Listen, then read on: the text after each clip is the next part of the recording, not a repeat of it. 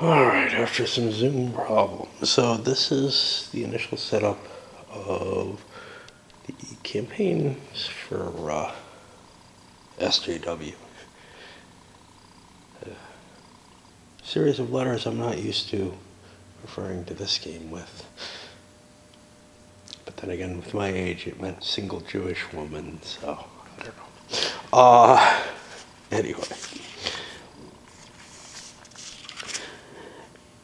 So there are two advanced game scenarios, and they both start at the same position.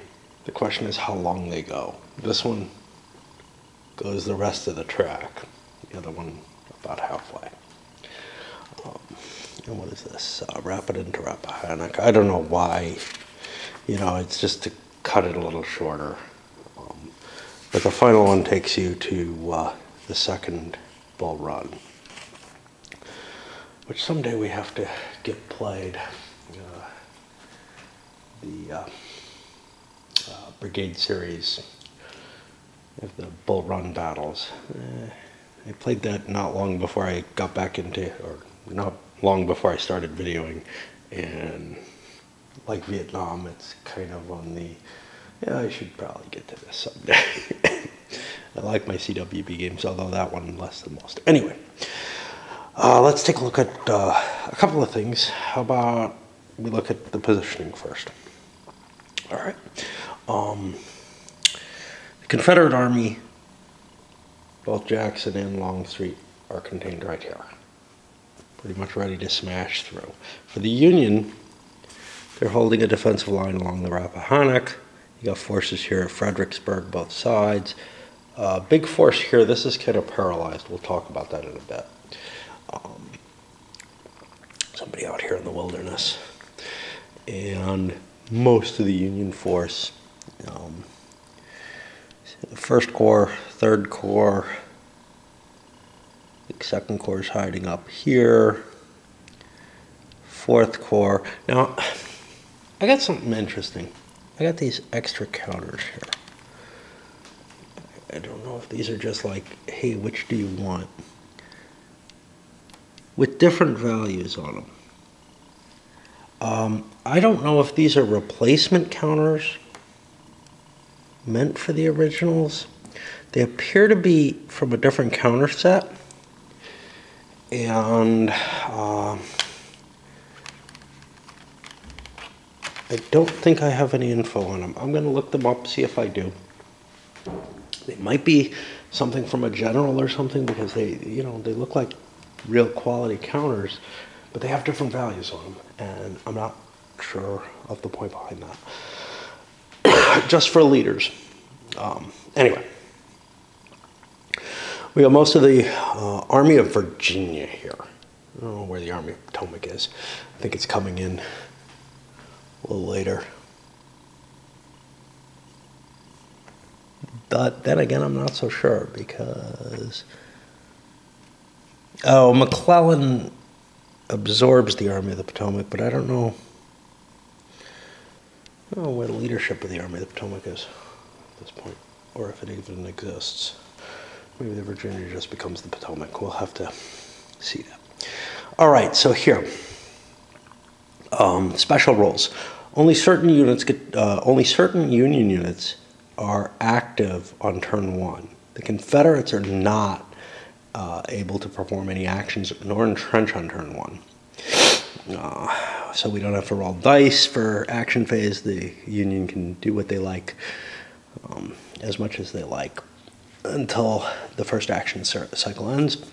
The only ones able to perform actions or entrench are those at Culpeper and Madison counties. Culpeper is down here.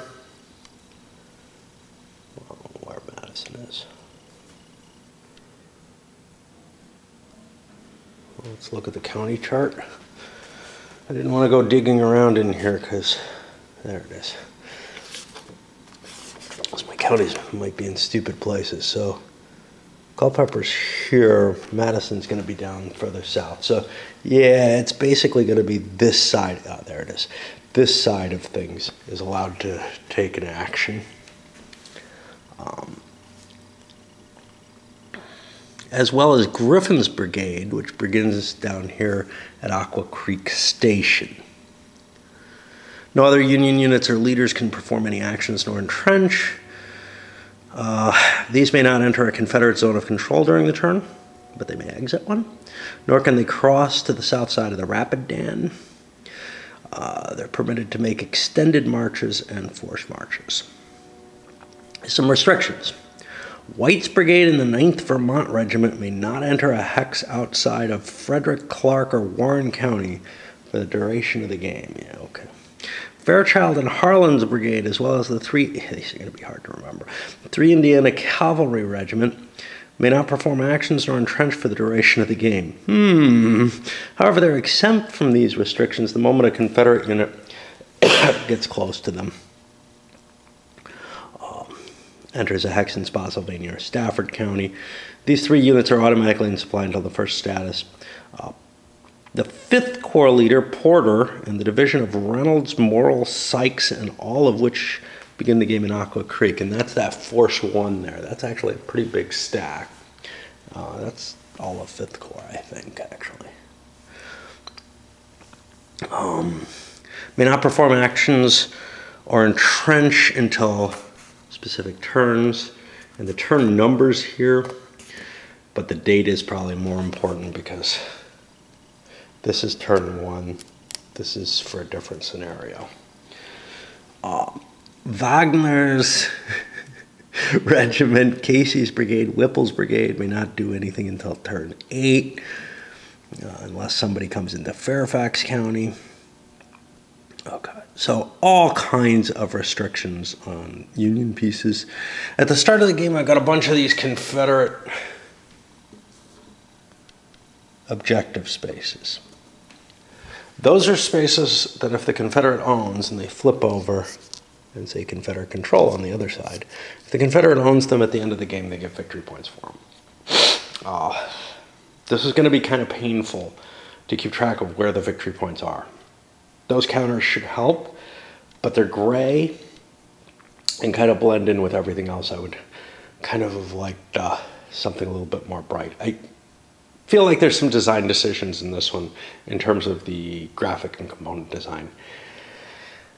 The map's beautiful.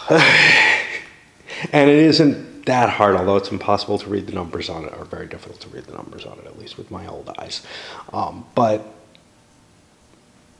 there's a number of decisions with the counters that I would make some slight differences to make them a little bit easier to stand out. I would try to figure out something with the fatigue markers too, but mainly, so they've got the demoralized markers segmented by who's demoralized.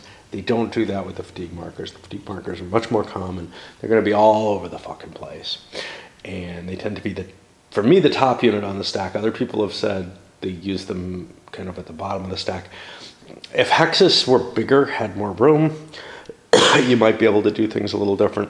If you use the force display, you could put the markers in there, but they're kind of the piece of information that you most want jumping out at you is how far, how much have I moved, how much more can I move, what, you know. The only other thing that's important really is the strength of the force, which is also hidden below, so. Okay, so these are placed here. Infantry, flip those. Confederate infantry, flip them over to Confederate victory point side. Union infantry, flip them to Union side. Okay, so the victory points here. Union panic, geez, I don't remember that rule. But that's worth 15 points if it happens. Sets of railroad stations. So these aren't marked with the Confederate objectives. So let's look at one. Bull Run Bridge, 4422. And now we have to find this. And remember, it's hard. Okay, so it's down there. It's hard to find hex numbers on this map. They're very, very faint, and so are, you know, location names and stuff like that. Most of the map is designed for beauty rather than function. Okay, so that's one of them.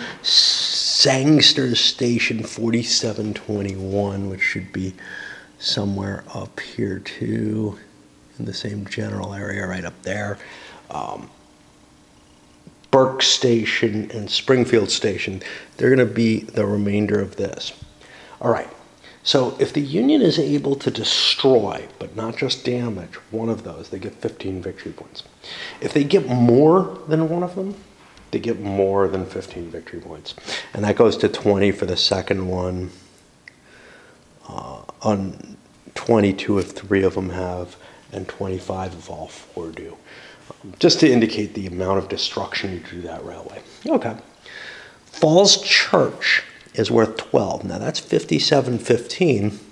That's up here with one of these Confederate objectives on them. So those things are expressed in these same victory points.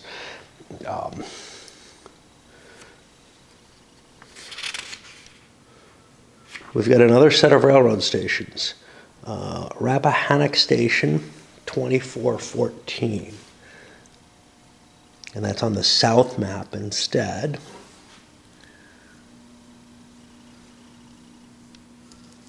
That's up here. We'll probably see the line going back from it. 3307. What is that one called? That one's called Sangster's Station. That's not it. Okay, maybe I'm wrong. I was expecting to see it. That's Catlett Station or something like that. Not Sangster.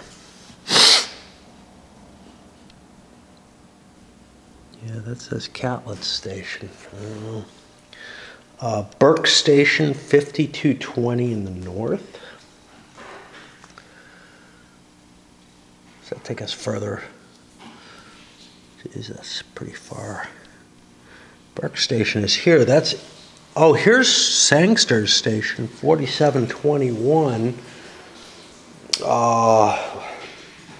The south map, I've cut that, but it wouldn't go up there. So I don't know. See, this says north 4721. Oh no, that's the wrong one. Okay, Catlett's, no, I'm reading the wrong one. Okay, so this makes more sense. Manassas Junction, 4101.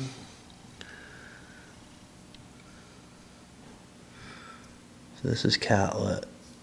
Yeah. Manassas Junction right at the border. And then the last one will be Bristow, which is 3703, which is on the way there. So this rail line so far, the Orange and Alexandria, is where you want to burn stations. Now,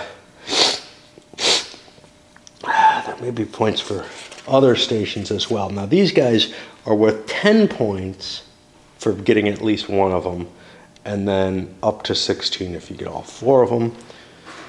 Some more of these control markers, 8 points for one. Okay, there are Union depots, and these are spread out throughout various places. Those, I think, get eliminated if infantry move into them. Remember, those are going to affect the supply status of the Union units. If a county doesn't have a depot in it, it becomes a problem.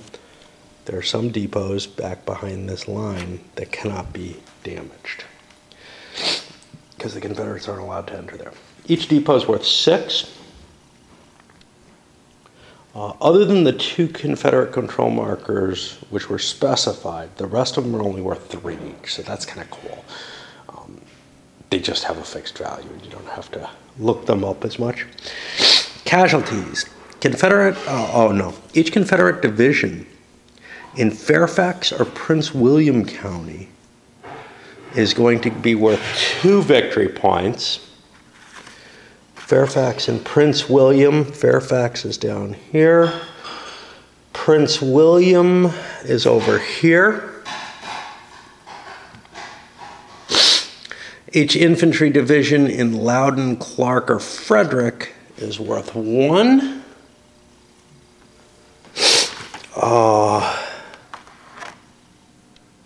That's going to be the northern part of the map.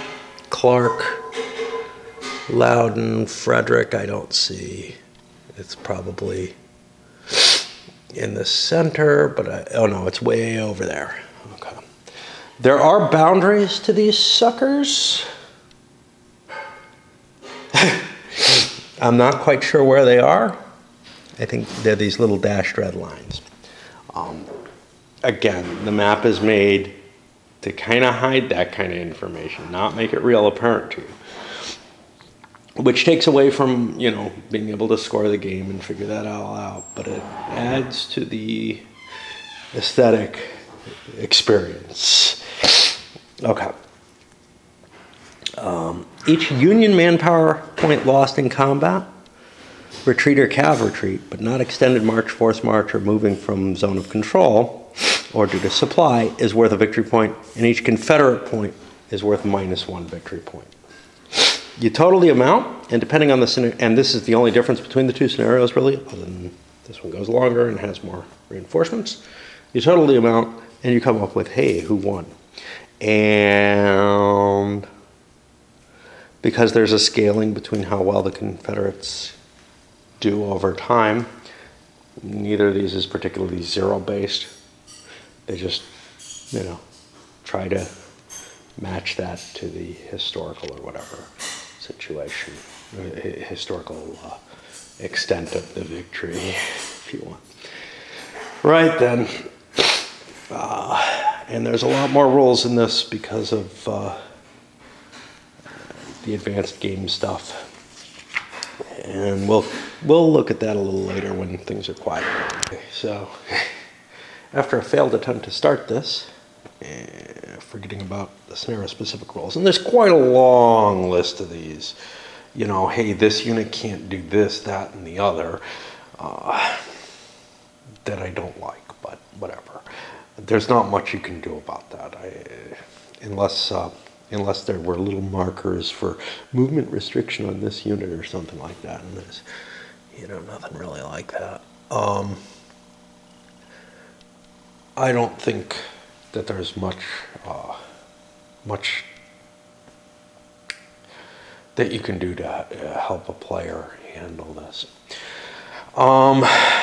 Anyway, we talked a little bit about what the Confederate goals are.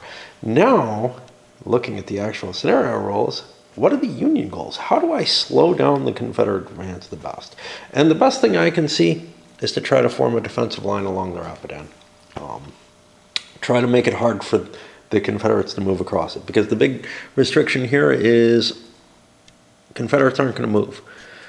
And the Union is only Culpeper and Madison counties, as well as Griffin's brigade, which is down here, are going to be able to do anything. With no Confederates down here, I'm probably going to try to shift Griffin over or whatever, however much value that is. But the real thing is, how can we defend along the Rapidan line the best? How can we prevent the Union from gaining ground as much as possible? And that's what I'll attempt to do. It looks pretty easy. The Confederates got kind of lucky in being able to get across, as far as I'm concerned. I do want to keep corps kind of close together so that they can do corps activations when need be. As we roll into turn 2, actually. August 20th. And I gotta remember, this is turn 1, not this. I think a programmer wrote that turn chart, right? I wish they had used dates instead of turn numbers. In certain places, they talk about things happening after a certain turn. And you know, they do have the dates in there, but turns, I wish they hadn't included the turn numbers, because turns immediately stick in your mind more. I've decided to eschew Pope's historical withdrawal. Faced with this situation, Pope decided, hey, let's throw ourselves back behind the Rappahannock. That may be wise. Depends on how far the Confederates can get here.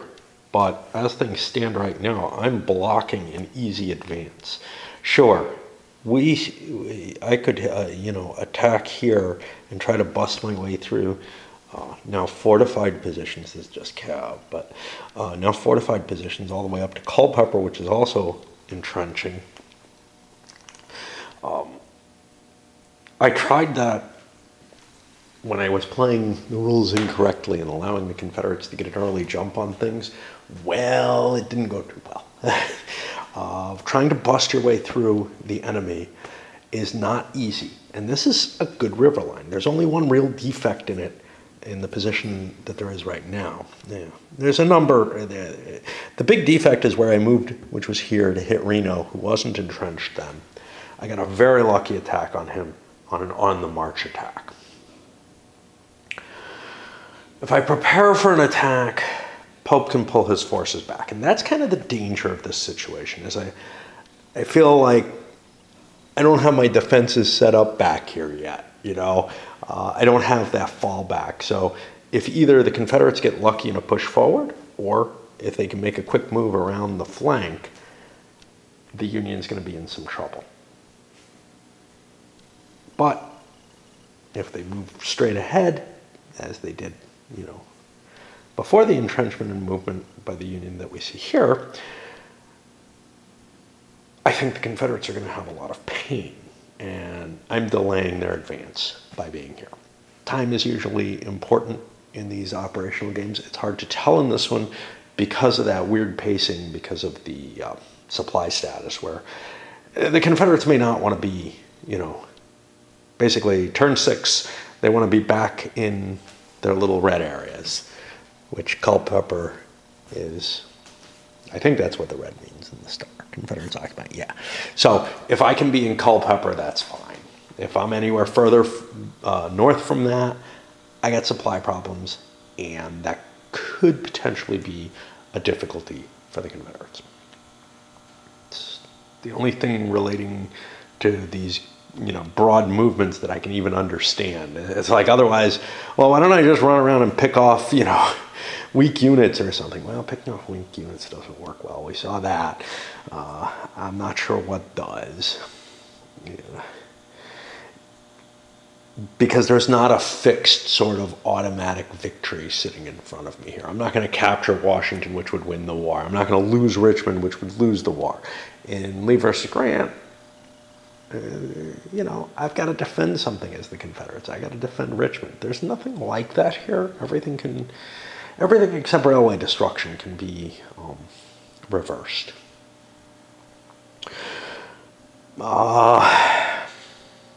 The biggest question with the Union was whether or not to push forward with the First Corps, which I did. I didn't get particularly good rolls with them, so I didn't get up to the Rapidan. And that actually could be a location where the Confederates could maybe get an advantage moving through, but the terrain's not terribly good. It's this rough terrain, which, you know, doesn't matter too much, except that attacker gets no artillery bonus, no artillery strength points, defender only gets a half. Whether that's good or bad, I don't know. Rough terrain doesn't particularly give you any advantage in this game. Again, feels weird. It feels like, you know, okay, if I'm occupying rough terrain, sure, maybe my artillery gives me an advantage, but also, you know, I should get some kind of terrain advantage for picking off the enemy as they're coming close. I don't know. Maybe it's such close rough terrain that, you know, there's no possibility of like kill zones or anything being set up unless you're entrenched. But you would think the entrenchments would be better than they are in the clear terrain. Again, I'm beginning to grow very, very wary of how well the system portrays the things I want it to do so. So anyway, that's where we're sitting. The other problem with moving the First Corps down here is they're even further from the final withdrawal route. Now that may have been in part subconsciously or whatever affected by my Confederate thought of marching up that way. If that's the case, well, maybe the Confederates abandon that plan and they go for railway destruction early. The disadvantage to that, of course, is my big points are up here. But if I can move the battle, you know, if I can get enough points on railway destruction that I can move the battle elsewhere and still win the game, hey, who knows? What I don't have is a good feel for the points. in this game. And I have to flip to the other set of rules and the back of those instead of the back of the basic rules. So let's say I get 20 victory points here and another 12, 14, say. Well, let's put us around 34, 49 if we get a panic. That may be iffy. What are we looking at? Well, that's a Confederate marginal victory.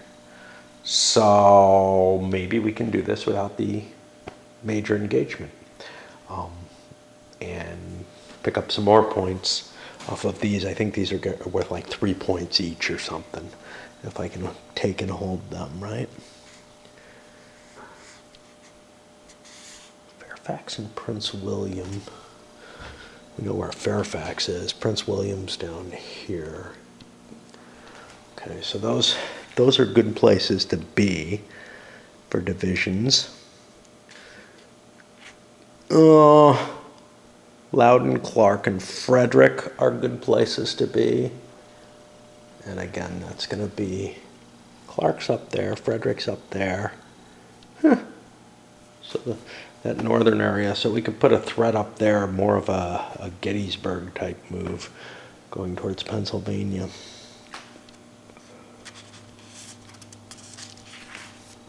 There's some depots exposed. Those are worth 6 points each. So I think we've got some interesting things we can do if we shift up this way to begin with and end up over there instead of end up at Bull Run.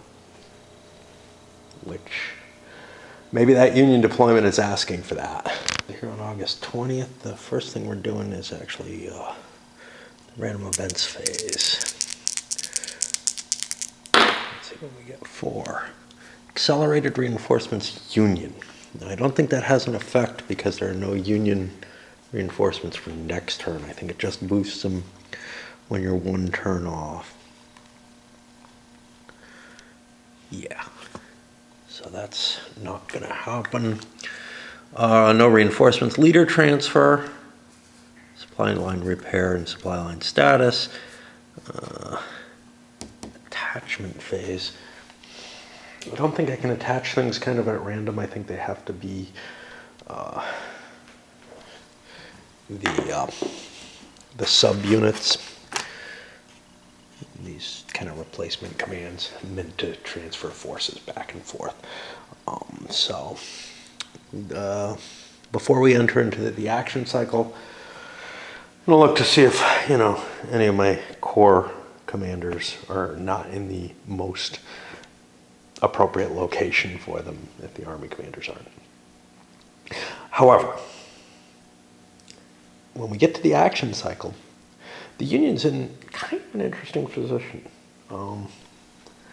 They've pretty much got their defensive line built up as much as it's going to build. They can't flip, they can't take fatigue in order to entrench or anything like that. That's not available in this system the way it was in Lee versus Grant, which means there's really nothing for the Union to do. If forced to take an action, yeah, I could pull some units down that are active. I'll look at the rules and see what is active. But for the most part, they can just basically pass and let the Confederates start whatever maneuver they're going to do and then react to that. So the delaying game in this is a little different from the delaying game in Lee versus Grant. In Lee versus Grant, well, let's say the Union gets, let's say the Confederates get the initiative and tell the Union to go first. Well, the Union has to activate one of their leaders. They have to do something. Here, it's not the same situation. Here, instead, what happens is, let's say the Union gets to go first, which is sort of a similar circumstance. The Union can just say, I don't want to. And they pass that to the Confederates, and now the Confederates have to do something. If the Confederates go first and they pass it to the Union can say, yeah, okay, we don't have to do anything this turn. How realistic is that? How reasonable is that? I don't know. It means that if the initiative's in your court, you have to keep doing things if you want them done. If you want the turn to mean anything. All right. core movement, I start shifting Longstreet over to get to, I don't know what this major road is here, this Germana Plank Road. To try to get there, try to cut beyond. There is some danger. This could get activated. I've got basically a lot of the units in the back are turned around now because they're under movement restrictions, and that's all I really need to worry. If I see some reason I'd want to move them, I'll look up the movement restrictions. But some of them, though, like these guys, I think are frozen only until turn 8. But that's quite a while from now. So now the question is, well, we didn't get a terribly good movement, but not terribly bad either in terms of moving these forces. Do we want to try to force them, you know, use the extended march? That's not the most pleasant thing to do necessarily. On a 5 or a 6, we take a disrupted where, yeah, you know, that slows you down. It takes another turn to recover from the fatigue that you'd be gathering, and it takes one more turn then, once you get down to 0, to reorganize. So, is that true? Does it take 2 extra turns? No, it really only takes 1 extra turn. And if you might get 2 extra moves, which could get us across here. That might be of some interest, but there is a chance that the forces could be disorganized and therefore easier targets. Certainly less capable of doing anything. And then it does take time to recover that. At some point or another, you've got this debt that you've built up. Now, that may not matter if I'm marching, you know, if I'm able to get to the railway behind the Union forces and start wrecking stations. Then again, maybe it does. What does the Union want to do about it? Well, that's a good question. Now, if the Union wins an initiative, do they want to try to prevent a crossing here or here? Either of which does not actually activate this. That's the 6th New York. I think they're fine. That's part of Culpeper there. And this is, I consider this very ugly here.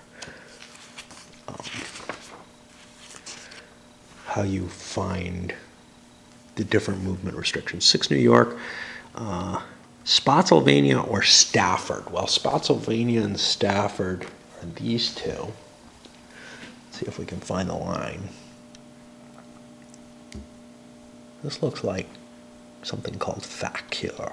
So Stafford's here, Spotsylvania's here. This unit can actually be attacked and still not be allowed to move as far as I can see, ever. Or if it moves within 4 of its setup hex. Okay, that's cool. It would really suck if you could just, you know, it could never activate or something. But now things are getting a little bit more interesting. Does the Union want to start withdrawing forces? If they do, well, Jackson's here. Does the Confederacy want to try to jump deeper and cut off a Union movement? I don't know how big a deal that is. Historically, the Confederates were able, the Union was able to form a defensive line on the river here. What happened with that? Geez, I don't know. Maybe it's time to look at, and this is really awesome, the list of what we're seeing. So Pope retreats to the Rappahannock, consolidates along the Rappahannock, 5th Corps begins disembarking. Great. Longstreet crosses the Rapidan. Pope continues to strengthen.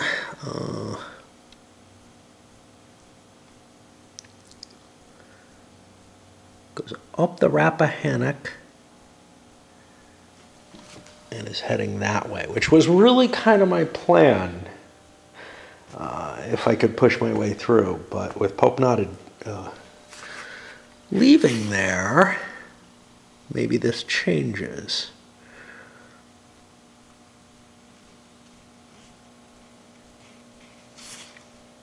Pope considers a retreat behind Cedar Run.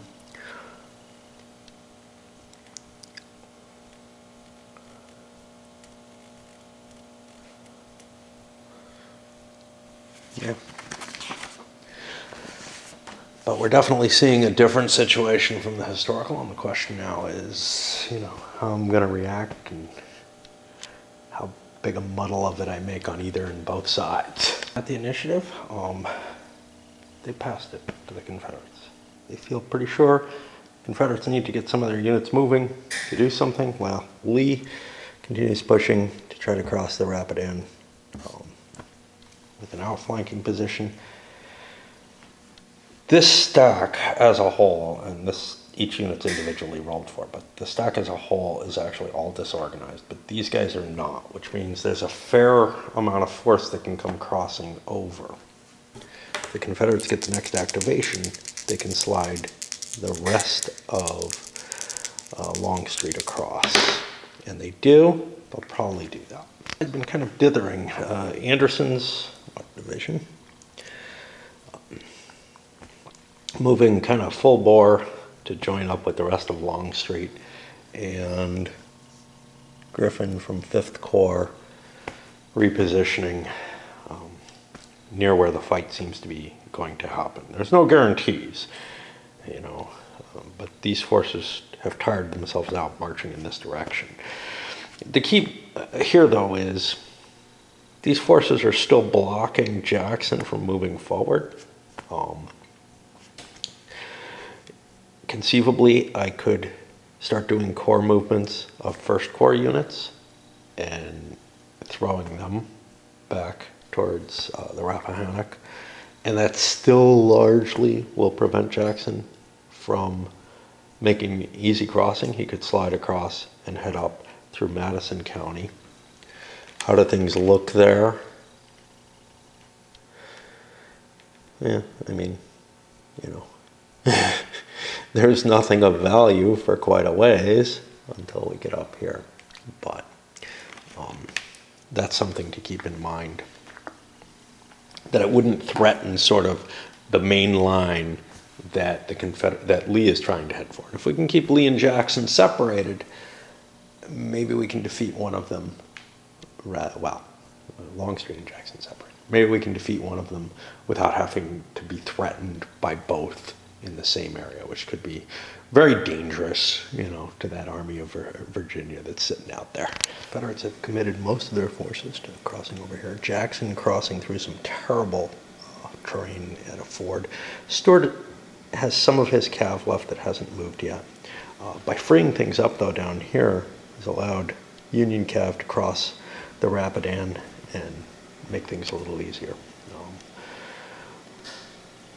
I think the net result is going to still be the Union trying to pull back, but will they be in place quickly enough? Well, the Confederates had to really work hard to get to where they are, so maybe they're not in as good a position to cross that river and allow the Union to entrench, and we'll end up in a very similar situation to the historical in a lot of ways, I think.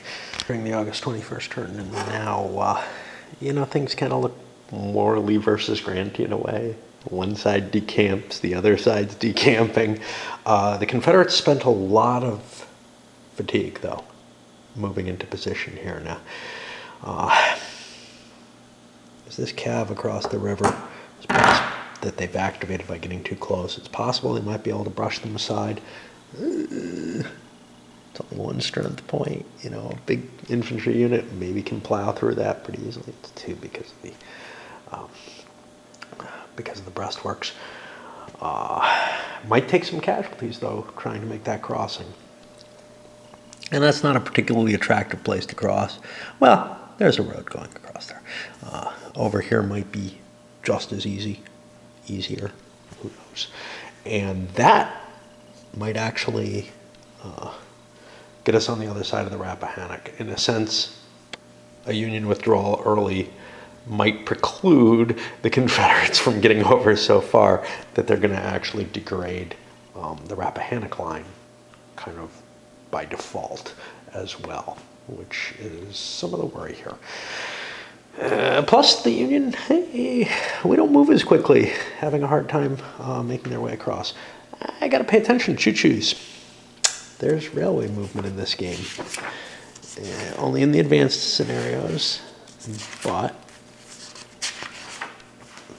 that's something won't be. Only on the 25th through 27th of August. Okay. Well, so we're not going to be seeing that for a while. I thought maybe we could do a rail withdrawal from the area and get, into a safer place.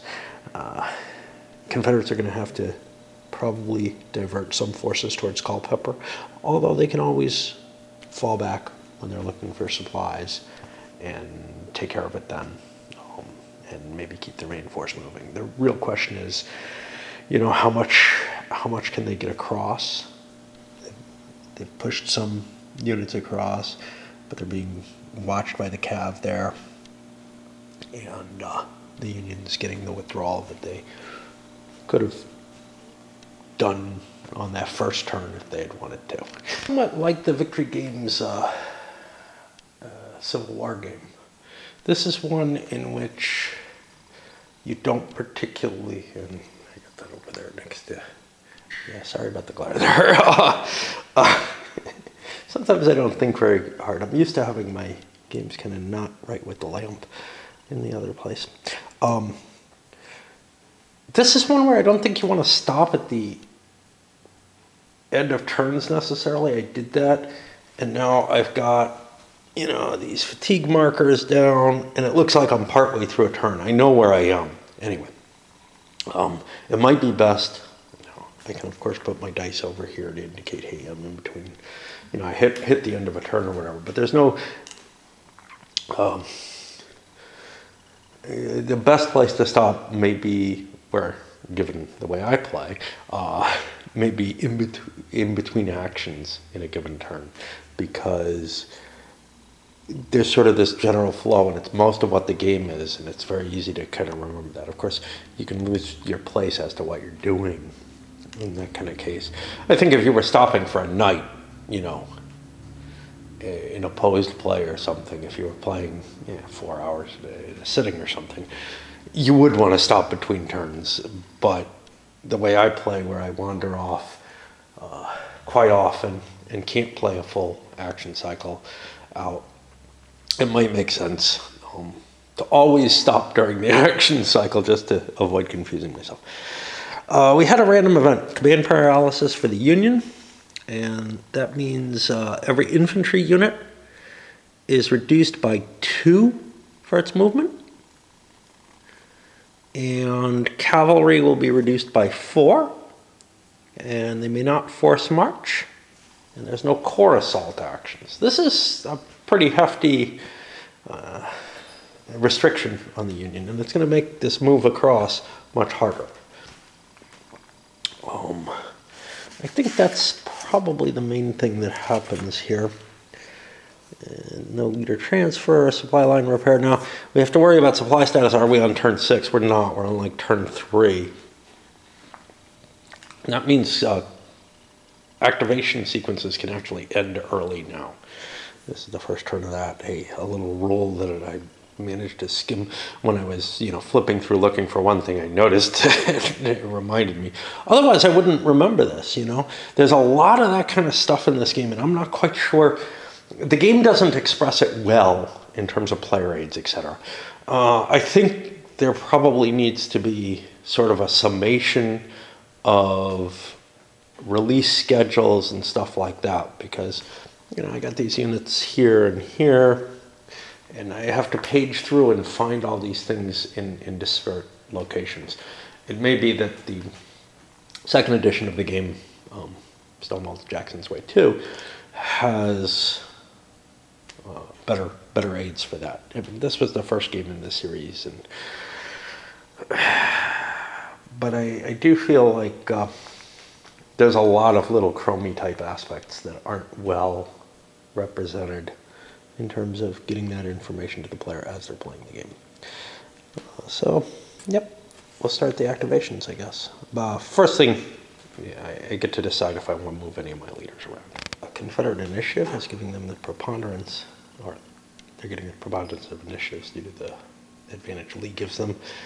That's enabled us to slip some of our cavalry behind and guard some of these river crossings.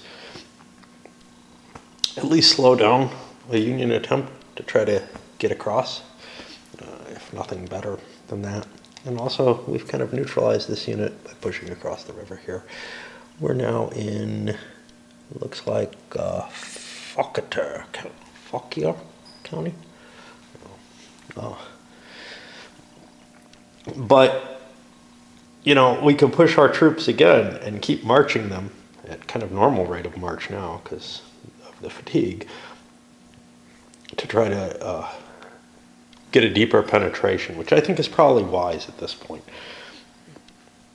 Actually, pinning down the Union and trying to fight them does not look like the wise move at this particular point.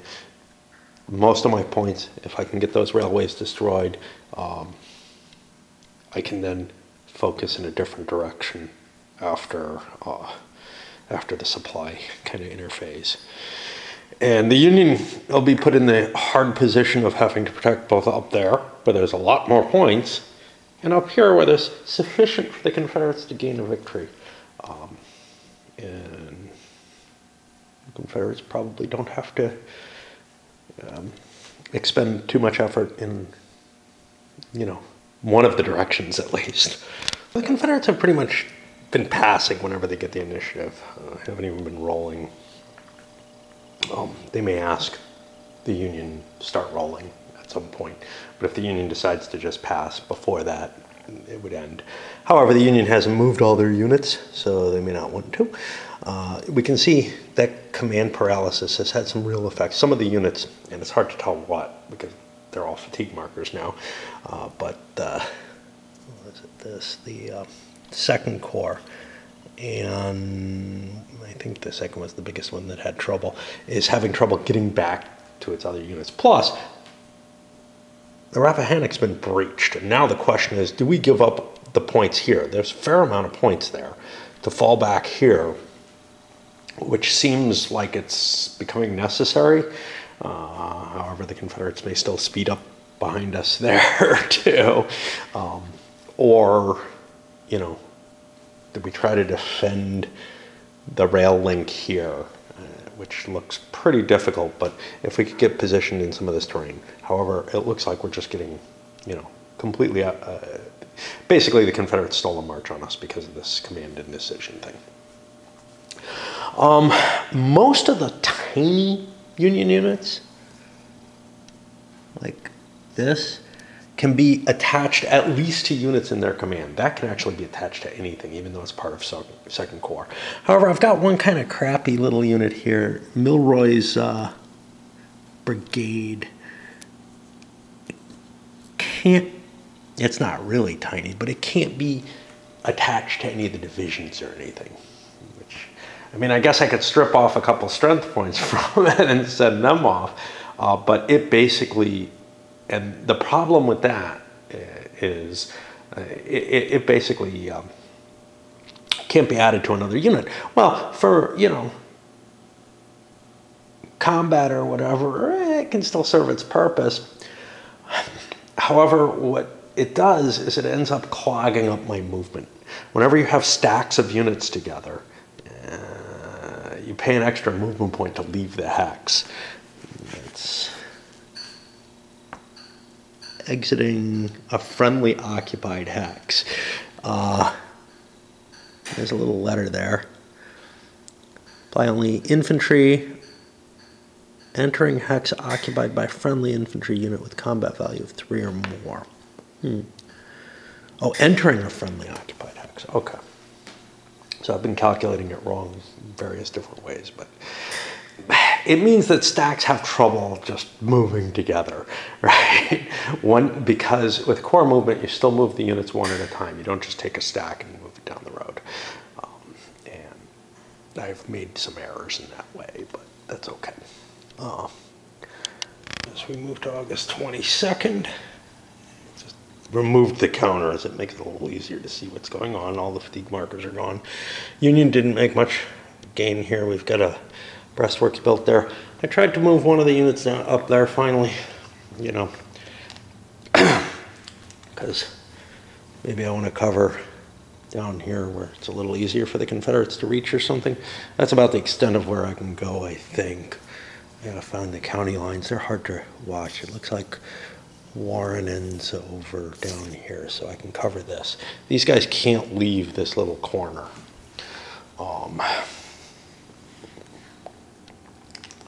And you can see the Confederates have made their push through. I've got the Union cav has pulled back to try to screen, you know, a little bit. I wasn't able to move. Cav can't even move terribly quickly. I left Buford here. This road looks kind of annoying to the Confederates to not have open. So, you know, they'll still be able to filter up this way, but getting cav out's pretty easy. What the Union couldn't really do was they couldn't force march this turn. They couldn't force march. They couldn't extend their marches this turn very effectively. The reason behind that being they get the reduced movement rate. So, you know, they're just not going to gain, you know, they're not necessarily going to gain anything at all. And in fact, you know, on average, they gain a movement point or two instead of the, what is it? They gain 1.5 movement points instead of 3.5, right? Of course, with the corps leader, that goes up a little bit, but it's not going to be the turn for them to make broad moves here. We got 5th Corps trickling in. That may be able to help a little bit. And yeah, that turn went pretty quickly, mainly because a lot of fatigued Confederate units and Union units that couldn't really do much. Second here, no significant random event. Confederates continuing to try to slide their troops back here. Mainly the Union's been getting activations, actually. Trying to get back behind the Rappahannock. You know, I haven't made a decision on sort of my final strategy with them right now. I know I have to get on the other side of this. Of course, this exposes Culpeper, and I gotta find a little marker for that. That's something that the Confederates have to go back for if they want the points for it. Now they have the rest of the game to get there, and there's still a lot of game left. But the fact that they've pushed this way means that, you know, maybe they're not in the best of positions to go grab that anymore. Stuart ran over and destroyed those New York cav, and you know, still has more operations he can undertake. Maybe trying to block the railway a little bit or something, because my other cav are doing useful jobs right now. This position is falling out here with the Hood charging way out here, and 1st Corps is Stevens trying to cover him. It's beginning to look like I'm going to be defending this line instead of being able to get a good defense across, what is that, Cedar Run. This is problematic, but, you know, I don't feel like I can win the race to defend this whole Cedar Run. And once I if the Confederates can slip through here or back up through here, there are problems there too, where they're going to be able to get to the railways that they need to destroy. Of course, they're kind of running out of time too. 1, 2, 3, this is turn 4. It may take me a couple of turns to get back to Culpeper County. Otherwise, I might get caught out of supply. So I may have to think a little bit about those supply rolls and, you know, whether or not I can chance some of my forces not being able to make it back. And if that's the case, do all of my forces not want to make it back? I certainly don't want to be on a line through this Fauquier County facing the Union out of supply, I would think, because being out of supply is going to disorganize my troops. It's going to give the Union a chance to go on the offensive, I would assume. And Union's continuing their withdrawal on the other side of the Rappahannock. 5th Corps moving up into place. I had to send Stuart's cav over to try to screen that. Still got Evans here. I got this set up here at the bridge, or at the ford, that hasn't resolved. The Vermonters are moving down slowly, you know. In part to burn actions. That's still a thing in the system. I got plenty of things I might want to move. But now, the reason that you don't really want to burn actions in this particular design, double ones. Both sides have kind of been, you know, I want the turn to keep going, but I got pieces to move, things to do, but I don't want to necessarily move those pieces right away. Well, now on a 1 or 2, the action phase just ends. Boom. So not everything got to be moved that we thought would.